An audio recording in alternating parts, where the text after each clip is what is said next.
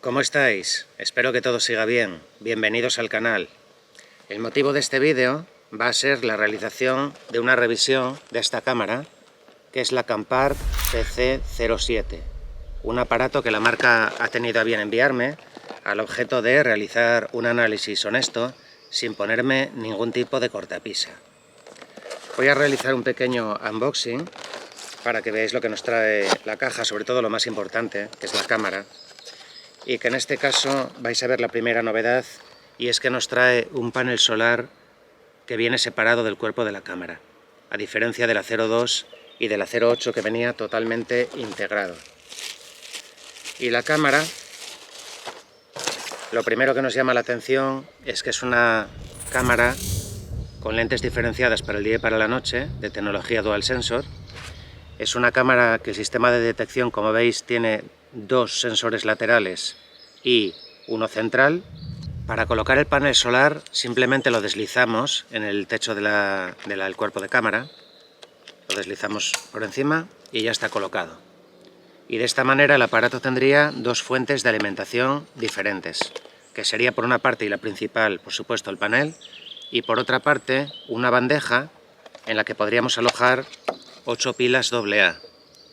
Pero que con mi experiencia en el manejo de la 02 y de la 08 estoy prácticamente seguro de que no va a ser necesario para nada.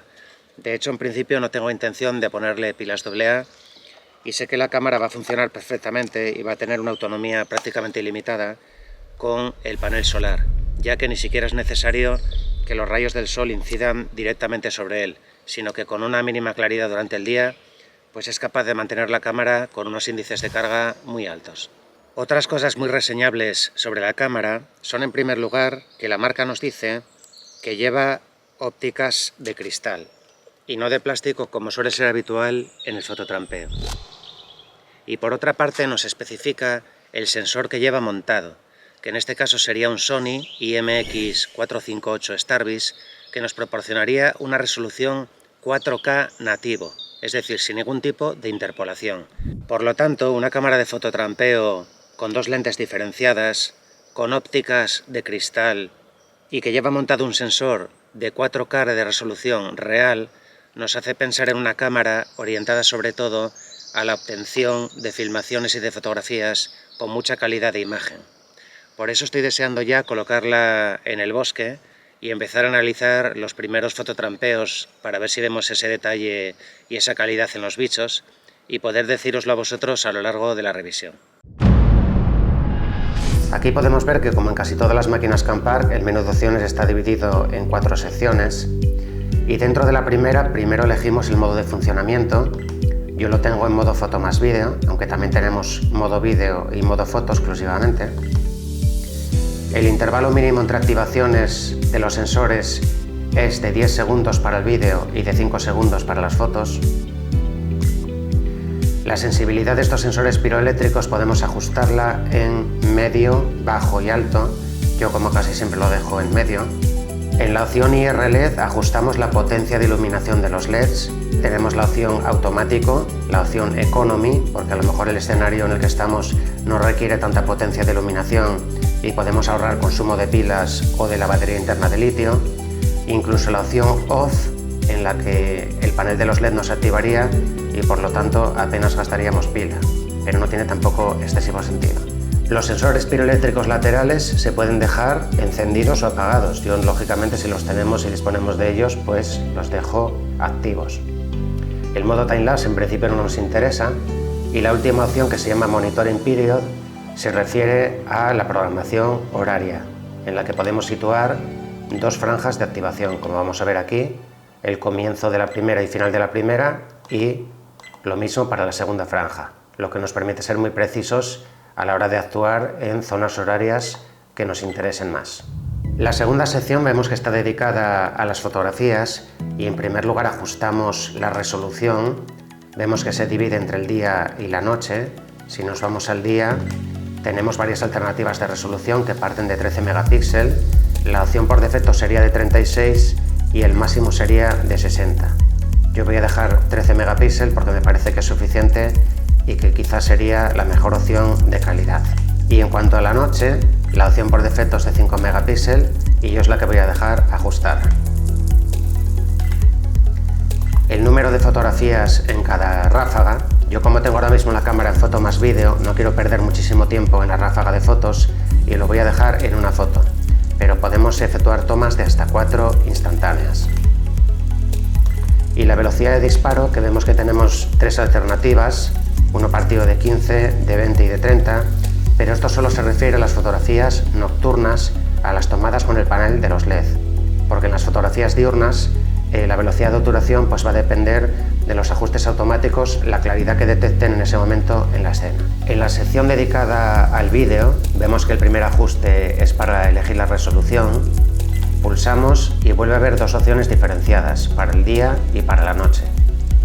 Nos vamos al día y vemos que la opción por defecto es 4K a 30 fotogramas por segundo, que es la que voy a dejar seleccionada. También tenemos 2,7K a 30 fotogramas y os llamo la atención sobre el hecho de que a partir de 2K hacia abajo ya tenemos la opción de 60 fotogramas por segundo, que, como hemos dicho otras veces, va orientado sobre todo a hacer una cámara lenta de calidad en la edición posterior.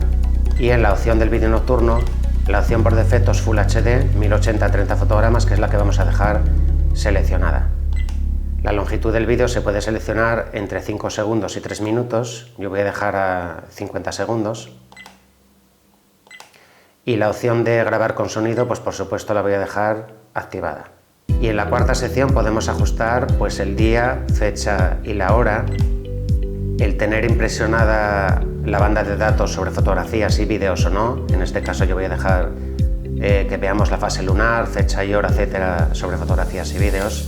El nombre de la cámara, en caso de que tengamos muchos dispositivos en un mismo lugar y queramos identificarlos correctamente. El proteger, entre comillas, el aparato mediante la introducción de una contraseña. Yo en principio voy a dejar que no, porque no considero que protejamos la cámara en ningún caso. El Bluetooth hay que tenerlo siempre activado si luego queremos poder emplear el manejo remoto de la cámara mediante la aplicación del teléfono móvil. Lógicamente el sistema no deja todo el tiempo activada la Wi-Fi porque consumiría mucha energía, al contrario que el Bluetooth. Entonces nosotros dejamos el Bluetooth en on y cuando nos acercamos emparejamos nuestro móvil con la cámara y ya desde ahí activamos las funciones Wi-Fi. En esta opción siguiente podemos observar que le hemos dado el nombre identificativo de la Wi-Fi a nuestra cámara como Hunting 4K, que es el que nos viene por defecto. La contraseña de Wi-Fi, que la que nos viene inicialmente por defecto es números del 1 al 8, pero que podemos introducir, como la veis aquí, del 1 al 8, pero que podemos introducir una a nuestro gusto. Y el autoapagado de la Wi-Fi cuando dejamos de utilizar la aplicación de manejo remoto. En este caso la tendríamos ajustada en 2 minutos. La posibilidad de formatear la tarjeta, que es muy importante hacer esto antes de montar la cámara en el monte. Antes de comenzar con los aspectos que me gustan más de la cámara, quiero decir que el precio de este aparato a día de hoy es de 155 €. Es decir, que es la cámara tope de gama del catálogo de Campark, aunque hay que decir que no está excesivamente lejos de las siguientes. Entre los aspectos que más me han gustado de la cámara, sin duda el primero sería el panel solar, que es capaz de alimentar al aparato de manera muy eficaz y suficiente. Podemos olvidarnos por completo de las costosísimas pilas AA. En segundo lugar, el sensor de imagen Sony me ha parecido que es bueno, siempre dentro de los estándares del fototrampeo, y me parece que esa resolución anunciada de 4K me parece que es real, lo que nos permite pues, un mayor detalle en los animales y en el entorno, y también en la edición posterior pues, poder hacer de una manera efectiva, pues, por ejemplo, un zoom dentro de la imagen o un paneo. Pasando a los aspectos que no me han gustado tanto o que tendrían margen de mejora, en primer lugar, esta es una cámara, como os decía al principio, que tiene lentes Fresnel laterales que en principio irían destinadas a una mayor rapidez en la detección. Y a mí realmente el sistema de esta cámara no me ha parecido especialmente rápido. La cámara acredita una protección, un sellado frente a la intemperie de IP66 y realmente la cámara tiene un aspecto, como veis, robusto, con unos cierres laterales de gran tamaño, pero lo cierto es que yo en situaciones de lluvia y de humedad he tenido problemas frecuentes de condensación interna. En lo referido a esa resolución 4K real, que es la razón de ser de esta Campark TC07, Pues yo no soy un entusiasta de los sensores básicos y pequeños que proporcionan una resolución alta, porque me parece que va a haber menos fotocaptores dedicados a cada píxel de la imagen y por lo tanto esta va a tener menos consistencia y menos rango dinámico.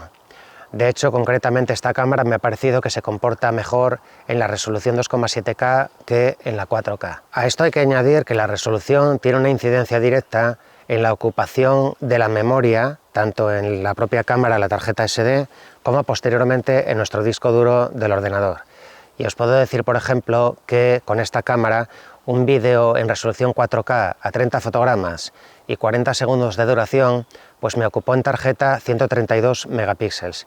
Y sin embargo, otro vídeo en Full HD, también a 30 fotogramas y también 40 segundos de duración, ocupaba 42,3 megapíxeles.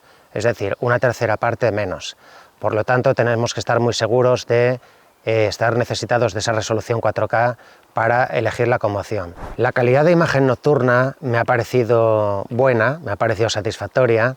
Hay que tener en cuenta que esta es una cámara con tecnología de doble lente, orientada a optimizar el rendimiento tanto en el día como en la noche, pero curiosamente yo no he sido capaz de apreciar una diferencia de calidad con la que obteníamos con la 0.2 y la 0.8. Y no hay que olvidar que, a diferencia de aquellas, esta cámara apenas graba señal de audio, o por lo menos es prácticamente inaudible. Como consecuencia de todo lo anteriormente expuesto, considero que el destinatario final de esta cámara, de esta Campark TC07, pues sería, por ejemplo, un usuario especialmente interesado en grabar fototrampeo en resolución de 4K real y que no esté muy interesado en el aspecto del audio. Quiero dar las gracias a la propia marca Campark por darme esta oportunidad, por su confianza a la hora de mostrar los aparatos que tienen en el catálogo, sin imponerme ni la más mínima condición a la hora de las opiniones que doy sobre los mismos. Creo que además es algo que salta a la vista. Tengo la ilusión de que pronto voy a empezar a probar otra cámara solar, que es la Campark TC01, que creo que me llega esta semana. Y nada más, lo reitero una vez más, gracias a la marca Campark y también a vosotros por vuestra atención y apoyo al canal. Nos vemos en el próximo vídeo. Hasta luego.